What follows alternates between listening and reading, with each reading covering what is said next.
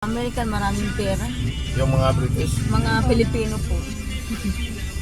Akala nila maraming pera yung mga ganong lahi. Depende kung talagang ano. Pero yung iba wala. Depende kung- Wala din. Wala din po naman yung iba.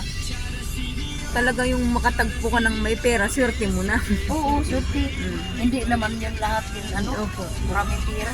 May ano din ako sa kwan. Napapanood ko si Inday Roning. Ah. Nagbabasura yon sa ibang bansa. Oo, Kasama Roning, yung Inday asawa. Roning. Oo. Bisaya yata yun eh. Ah. Oo, Parang parang Bisaya yung babae. kasi magbibisaya siya ano, salita. Oh, magkwan siya ate, magtanim ng malunggay, pinapakain ng malunggay yung mga anak. Oo. Pinapanood ko yun, video niya. Minsan rin ako nanonood sa kanya. Maraming basura. Basura niya. Paano siya,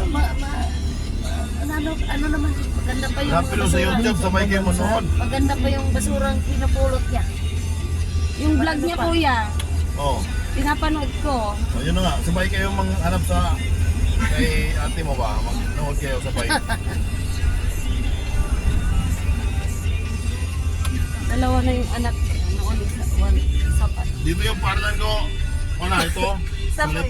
Wala. Yan. Yan ang college ko. Yan sa ano, no. Ito.